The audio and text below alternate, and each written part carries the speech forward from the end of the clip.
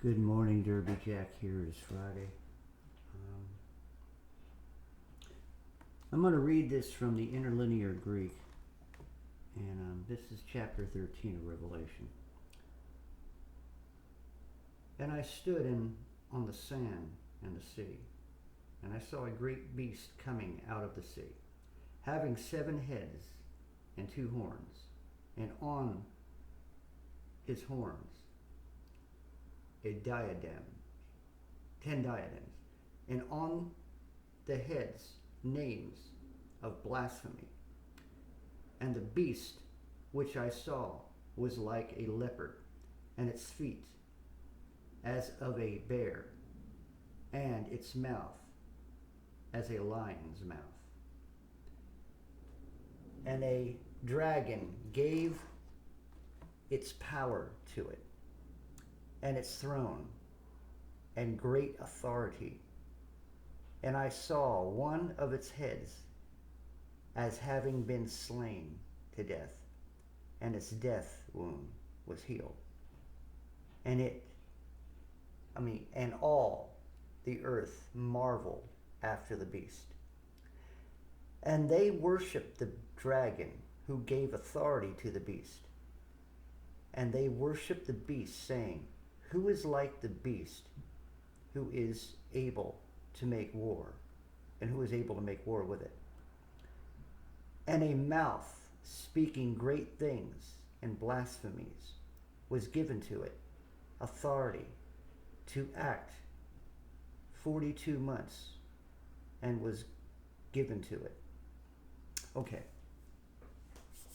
The gist of what I want to get into is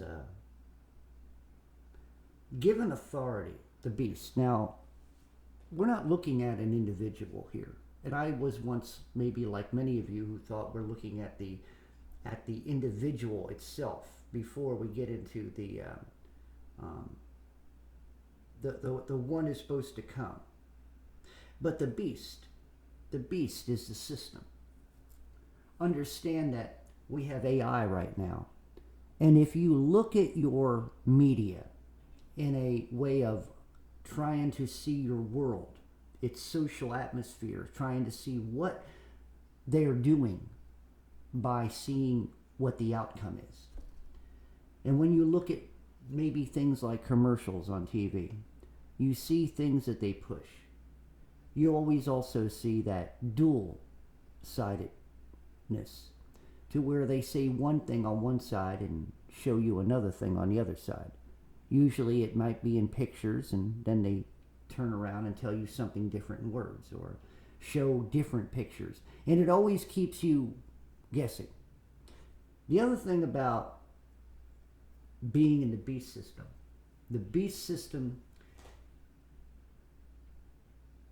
think of the word beast. When you think of the word beast, the first thing you come to mind is some type of beast. You wouldn't be thinking a little rabbit when you think of beast. A rabbit is a beast. It's a wild beast, but it's a rabbit. The beast I'm talking about is the wild beast of the system. The system is represented here, what, in the beginning, as being like a leopard with a mouth of a bear, as of a bear, the mouth of a lion. It goes on and explains the physical or the physical characteristics of a system in a physical sense of a beast. When you think of the jungle and you think of beast, you think of elephants, you think of stampeded elephants, because the word beast doesn't just make them stand there. You think beast or a lion that's hungry, ready to pounce at you. That's the beast. Well, the system is the same thing. Always pouncing. Always pushing. Always trying to put you back up against a wall. And its purpose is to hunt. So within the system, what is the system driven by? The darkness of the heart, and the darkness of the heart of darkness, which comes from who? Satan. So, there is an authority that has been given. Now, here's the thing. You and I, who are born again Christians, we are not, even though we are in this world, we are what? Not supposed to be of this world. We are not supposed to conform to it. There are certain things we have to do according to its system. You know, of course, you have a driver's license, and you pay bills and responsibility. But here's the thing: is that what is being taken from you through the beast system is your time and your mind. Let me say this again: what is being taken?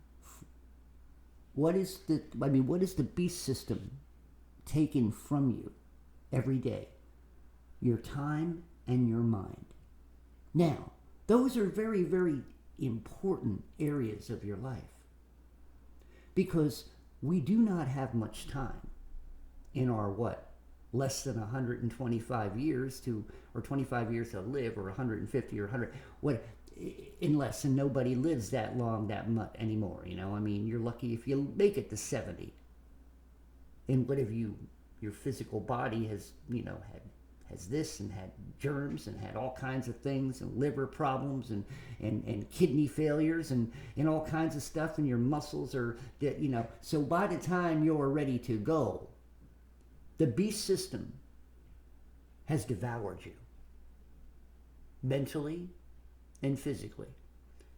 Now, only thing that's left from this world and its beast system, the only thing that's left that the beast system cannot get, and that's what the beast system wants, is the actual thoughts of the heart, of the mind, and wanting to get at that soul and take it from God, and to redesign it and remold it into a soul of darkness.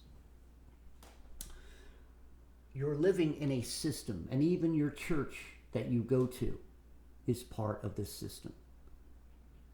From its spiritual sense, even the Baptists and the Reformers came with that area of stating that we are going to be the authority of God, or we are going to speak for the authority of God. So whether you're Catholic or whether you're Baptist, you're speaking for the authority of God. I don't speak for the authority of God. I let God's authority speak through me.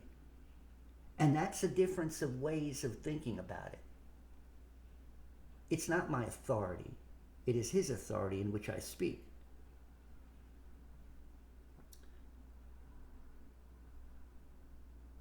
Now, when it says that they worshiped the dragon here in 4, who gave authority to the beast,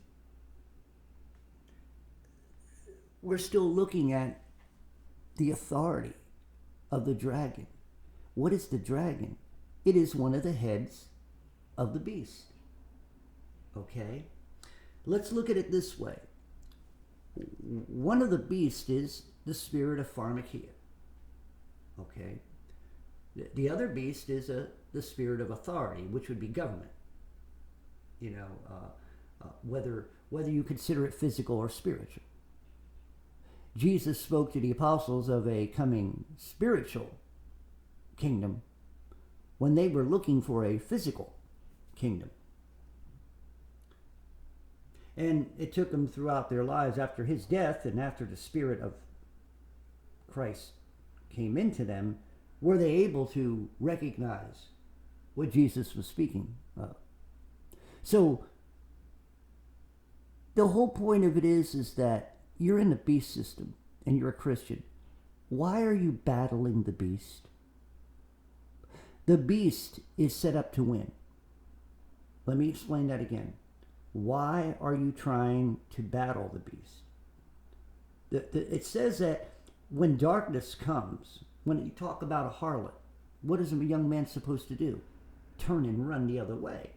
Do not be entrapped by the darkness, by the false beauty.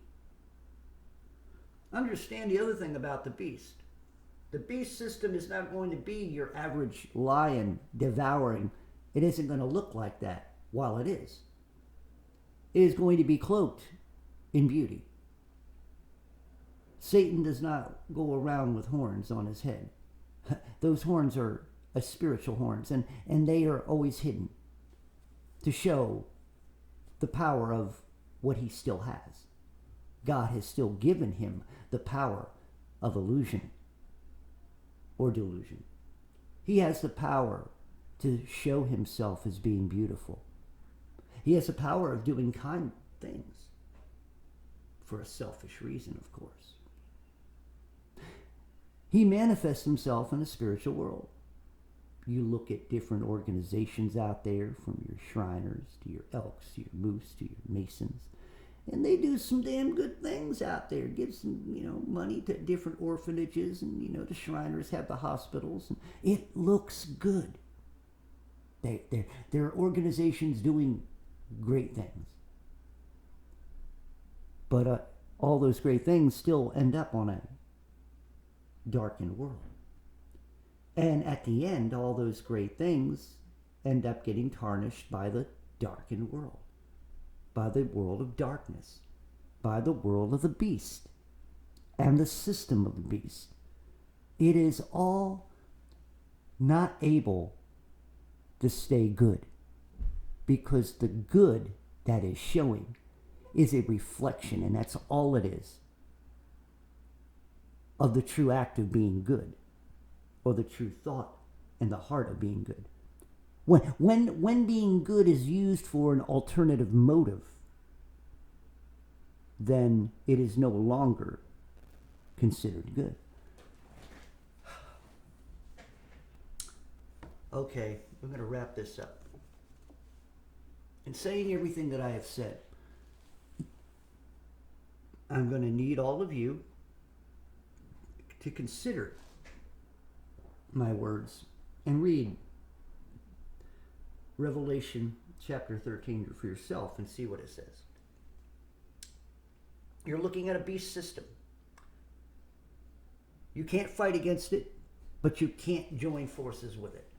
And that is basically what they had to deal with back in the time of Jesus. Is that, you live in the world, but you cannot be of the world. You cannot accept the world in your heart. And that's the difference. Derby Jack out. See you all on the other side.